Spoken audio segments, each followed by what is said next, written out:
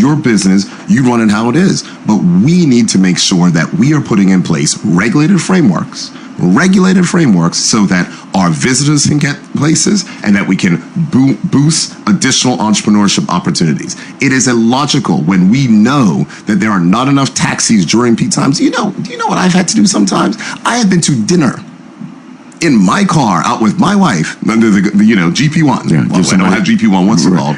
And I have seen the looks of people frantic, can't either get to the restaurant or the rest, and I have given them rides in my vehicle. That is what we have in a transportation situation for what is supposed to be a first-class tourist destination.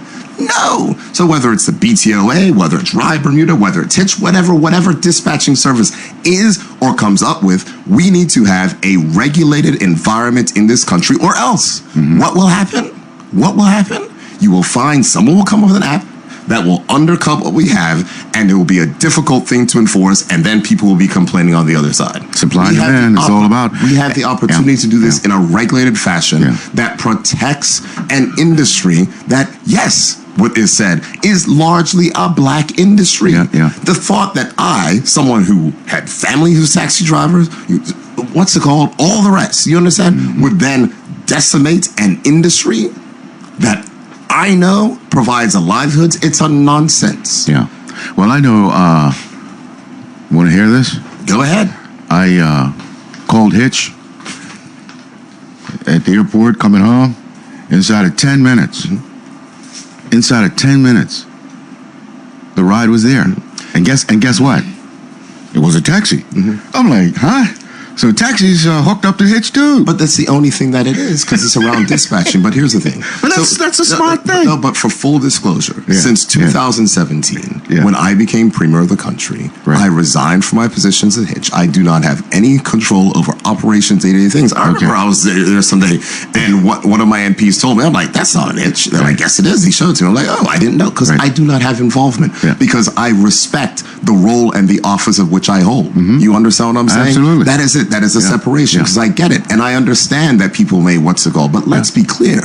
This is around making sure that we do modernization in a good way. Because history is littered by the fact where people did not modernize and their industry disappeared because something else came in that the government was unable to get behind and unable to catch. This at least allows us to modernize in a controlled way while doing what? Protecting the taxi industry while also making sure that visitors have more option. Do you know how hard it is in Cup Match? Do you know how hard it is during Carnival? Do you know how hard it is in any summer, any weekend? Do you know how hard it is the peak times when people are trying to go to dinner, to go out, to get a ride? It's crazy. Well, no one can criticize doing the right thing for the right reasons. And then with the measured outcomes, you can either tweak or, say, hey, it's working the way it's supposed to. We're all happy. The other thing is that you said you gave up your position in Hitch. Well, I did the same thing and almost lost the business, because I felt that once appointed a minister, it was incumbent upon me to be a full-time minister. I could have been a part-time minister, but I didn't want it to be perceived that I was either giving more time or more attention to my business as opposed to the role I'd been given, which is an awesome responsibility, sitting around that table on Tuesdays with my colleagues to make decisions for the country, running a multi-billion-dollar economy. So I get it. What else may have perturbed you that you would have become aware of with regard to the personal attacks? Because that's what this is about. It's just not necessary. Let's focus on the policy. I say that as well. Let's stop trying to turn this personal. Let's stop. It's not the point. Everyone recognizes and knows. But remember, this is the same stuff like during the pandemic. Oh, Bill Gates bought Premier House. Oh, he's got this. Oh, he's got this. Oh, I never heard that one. Second. I am leaving office in 6 months. Not 6 months. In 8 months. And my family does not know where we're going to live. Okay? So let's be clear. I bust my tail every day for this country. Well, you said you were speculating. I thought by now, being the premier, you would have had real estate agents lining up. Hold on a second. We do not know where we're going. It's a different issue. But what I'm trying to share, the point of which I'm trying to share is that it is easy to try to make a caricature about people without recognizing and understanding the real stress and drama in people's lives and the fact that they pour out their time every day to doing the right thing for the country. And you can not agree with a policy, but don't reject progress for a country because of your negative personal feelings, which may be built up on pure falsehoods towards an individual. It's crazy. You know, and you're not the only one. I often think about the kind of vitriol that people that are in leadership positions in the public space or in organizations, such as this organization, the Bermuda Industrial Union, president of this organization, the kind of vitriolic things that he's had to endure and still be focused on what he needs to do for the membership. Incredible. And when you look around this country and you talk about collective economics, there is no organization in this country, bar none, that has shown by example a multifaceted interest in its membership by way of a financial institution. Correct. Real property. All of the buildings in this area of Hamilton, painted this color of this building, is owned by the membership of the Bermuda Industrial Union. The gas station. Absolutely. I mean, and can I say something about the budget? And a budget that has committed to making sure that we provide financial support for cooperative institutions to move them into the future. That's what we do. Awesome. So that's what it is. So I really just hope. And I know tonight we're going to have a debate, but I really hope that the taxi drivers that are listening, that everyone else that's listening, all the rest understands, because there's a lot of falsehoods that are going around. At the end of the day, it is this. Rideshare is something that is to protect the taxi industry as it stands from unfair and unregulated competition, number one. Number two, it is limited times, limited amounts, limited months. So it's only during the summer, and in the winter, it's only during the evenings and the weekends when there is a challenge. And the shoulder season. Saturday, it is very hard to get a taxi on a Saturday during the day. And it's not to say anything. I'm not going to tell the drivers who, have their Sabbath on the Saturday, come out and drive your vehicle. Oh, absolutely, right. You understand what I'm saying? You got to take But Saturday is a hard day, and there's a lot of people who try to do errands on Saturdays and do certain things. So it's for evenings, it is for weekends, and it is during our high tourist season. And the only time that rideshare vehicles get dispatched is when a taxi doesn't answer. That is fair. I agree. We got 5 minutes left, so let's take a couple of calls. Magic 102.7, good afternoon. You're on the air with the Honorable Premier. Yes, good afternoon. It's got two questions. Number one, about the bartenders and the housekeeping. You're giving that away to the foreign workers. That's number one. I listen to you over. Okay. And number two, why can't you make give Eva Hudson her due, her day off? A holiday, public holiday. She deserves it. Eva Hudson. Okay. All right. You're welcome. On the second one, sir, I'm happy to take that advisement. I know that there were some nominations for Dr. Hodgson as a national hero, but I know that it did not make it through the committee of which was established. On the first one, in regards to the immigration changes, here is something that we just have to recognize and admit. We have to recognize and admit that right now, the persons who are in your age bracket, in the 60s, there are far more of them than there are people in the 18s. I'm in my 70s. And that's fine. But the people who are young and entering the workforce, there's far less of them. And whereas there were many persons in your generation whose only option was to go into hospitality or to be a teacher or work for something, the young kids now, all they want to do is go work in Pitts Bay Road. The reality is that inside of the hospitality industry, etc., in a time when youth unemployment in this country is the lowest level ever, unemployment is at the lowest recorded level ever, there's a shortage of labor. And so the minister is opening up those things on a restricted basis in concert with the Bermuda Industrial Union and others, recognizing that when a new hotel is opening this year, we're going to have significant shortage. That does not mean that it is blanket. That does not mean that it is open. But we have to make sure that we have the supply of labor if we're going to open a new hotel. That is a reality. Tourism opportunities continue to exist. But we have difficulty, Glenn, hiring people for the parks department and works in engineering department. Something that was unheard unheard of. Yeah. Now, when you talk about almost full employment, and I've heard the minister state that, what do you say in response to those that would challenge that, saying, well, there is probably full employment or more people seem to be working statistically because there has been an exodus of people that's gone abroad who, if they were here, they would be looking for a job. So I can accept that perspective. I can. But the fact is that people move abroad all the time. Right. The point is, the reality is that there are less persons of working age in that level than there are retired. But this is not common to Bermuda. This is not the only thing in Bermuda. You have it in the United Kingdom. You even have it in the Caribbean. I was stunned when I was talking to Dr. Andrew Holness, and he was saying the same thing. They have a labor shortage. Yes. Wow. Yeah. Wow. Magic 102.7, good afternoon. You are on the air, and you will be the last caller before the Premier has to depart because he's still got the country's business going on in the House of Assembly. Good afternoon, Mr. Blakeney. Good afternoon, Mr. Premier. Good afternoon. Mr. Blakeney, I'm just going to make a few comments, and it's going to be straightforward. Okay. First of all, I hope that you would do a backup with some key taxi drivers to come on and give a spin to what they believe is not being right. Ricky Tucker is booked to come on next week.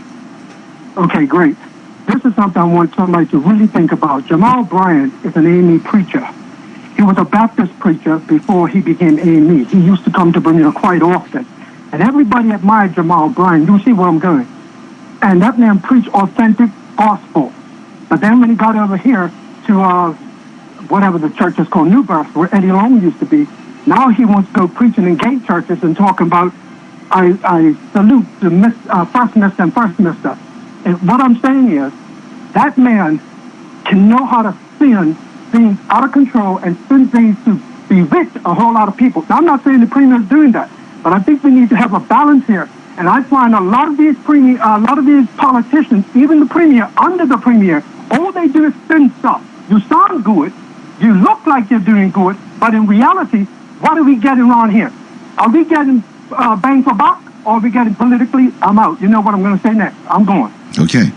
Well, I don't know how you respond to that. Magic 102.7. I'm happy to respond to that. Okay, hold on 1 second, caller. Because I'm happy to debate policy at any particular point in time with anyone in this country. And if the honorable person does not believe that this government is giving value for money, then I'm very sorry. But while you have just delivered a budget which has the largest tax cuts in this country's history, we've managed to pilot through a corporate income tax that is going to allow this country to pay off its debt, have reductions. We've given the single biggest boost to healthcare spending that we have. We have a budget that is going to provide free healthcare for 2,200 seniors this year. We have a budget that is expanding. I'm about to announce an expansion of healthcare for GHI as well, on mental health, on free annual exams. We are doing a number of different things. And scholarships for students. Absolutely. I mean, I can go through the list. The fact that we are reducing taxes across the board, the fact that we're cutting customs duty, the fact that we are decreasing vehicle license use the second time around. In what country do you pay less to license your car than you used to? In this one you do, because reduce the cost. And so from that perspective, what I'm trying to say is I can accept that you may not accept everything. That is fine. But we continue to do our job in executing our election platform. I get it that there are taxi drivers that have been spun up a hill. But the reality is that ride share is restricted. It gives taxis first preference, which is not the position. When we first started this, this has come through consultation, trying to get to a place which makes sense. And it is fine, and I will say it one more time. Everyone wants to talk about Edge. Just so we're clear, the Bermuda taxi owners and operators got a dispatch license from the same TCD and same minister and same government that they said is blocking them. Come on now. Make it make sense. Last call. Magic 102.7, you're on the air with the Honorable Premier. Yes, good afternoon, Honorable Premier. Thanks for coming on to the show. And so also I appreciate, your effort and work to better our country. So on rideshare, my question is, what might happen? Because we understand that these persons perhaps will hand out business cards because they're going to operate as a business, these drivers. And so they're going to hand out business cards to people. And so what might happen if in the off-season time, these same persons that have these business cards call up these same drivers for services? What sort of, is there anything in place that might prevent that or address that sort of behavior? Thank you, Premier, again. Thank you. I think that is an excellent point. So a couple of things. It's important to note that number one, that could certainly possibly happen. And I think that with the Taxi Gazette, if people find and see that happening, they know how to report them very quickly. Because there's a joke inside the taxis called Taxi Gazette. But it's for, whether it's the BBM groups before, the WhatsApp groups, all the rest, the Taxi Gazette, and back and forth. The second thing to say that is that it's important to note that rideshare, right, is only at base. So remember, taxis can pick up people on the side of the road, apply for hire, stand inside of roadblocks, all the rest. The other things to make sure that it is not competing directly with taxis, dispatching, whether or not that is Hitch, whether or not that's Ride Bermuda, whether or not that's the other dispatcher companies, or whether it is the one that the Bermuda taxi owners and operators who just got their license will provide.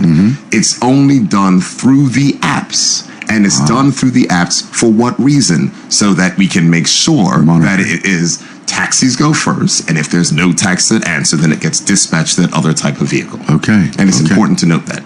And that's all I'm saying. So any final words that you'd like, or anything else that you'd like to cover during this session? Because, of course, after budget, we're going to have you back. I don't mind. So that you can be here for at least an hour to go through the whole thing. You can have me for at least an hour and a half. Okay, great. I would love to talk. Nothing. I just hope that we can debate policies, discuss things, and not be short-sighted because of how one may feel towards someone else. As I said, I am sorry that a pre-premier David Burt in 2014 and 2015 with my friends decided that we were going to start a online ride thing. I'm sorry. Okay? There's nothing I can do from the past. There's nothing. But that does not stop the fact that what we have in this country right now is an inability to service our tourists, our visitors, our residents during peak times, weekends, and all the rest. That's the reality. This government has reduced fees for taxi drivers. We've reduced license fees. We have increased their rates. We have extended the hours of the peak rates, all the rest. And what we are doing on this side is on the other side of it to make sure that when taxi drivers are unable to answer calls, our residents, our visitors are not stranded, and there's an additional regulated option. And if we do not go with the regulated path, we can find ourselves in an unregulated space, which will not be beneficial for the taxi owners and operators of this country. And so I hope that everyone will approach this debate in a way that focuses on the facts and not on the rhetoric. This is not about David Burt. This is about our visitors. This is about their residents. This is about the people who want to get around. And if you look at the surveys and if you look at everything, the number one place where people are unsatisfied in Bermuda is the transportation options. We need to get with the modern times, and this is an entrepreneurial opportunity for anyone who wishes to enter. This is not about me. This is around a legislative framework that is going to allow these services to be offered. And just like the Bermuda Taxi Owners and Operators Association is launching a dispatcher, anyone can do the same thing too. Okay, wait. Oh man, the little parrot just landed on my shoulder. What's that again? Oh, really? They're telling me you're going to have a really profound speech this evening. Well, I'm going to speak on this because it's not okay the way of which things are being perceived. It's not okay the way that personal attacks are being hurled. And it is not okay of the fact that we are not focused on solutions for this country. If we want to continue to be successful in tourism, if we want to continue to be successful in international business, we have to make sure the same things that are available in other jurisdictions where people visit, go, and do are available here. And we need to find a way to do it in a uniquely Bermudian situation. So this speech will be during the motion to adjourn. No. We're debating the Ride Share Act today in Parliament. So you will be closing the debate? No, I'm going to speak at some point in time. The ministers close the debate. Right, that's right. The minister always does but that. I'm going to participate. So any idea? So people need to, as soon as I go off the air, they need to tune in. It'll be after 8. Okay, so that'll be... We're still in committee of supply. I'm going to be speaking on my finance debate. So gotcha. I have to get back because my finance debate starts. So that is on 105.1. That's correct. FM, 105.1. And they're a competitor, but when it comes to the interest and the national interest of this country, I have no problem with directing people in where they should go to get the information. Premier, thank you so much. Keep up the good work. Thank you very much. And I look forward to the hour and a half. Yeah. Absolutely. Take care. Our Honorable Premier, our very special in-studio guest this afternoon, with a very brief response to some of the things that's been going around in the community. And we're glad to have had him here to just give his perspective on what he's heard, and in response to that, try to clarify some of either the misunderstanding or misperceptions that have been permeating throughout the community.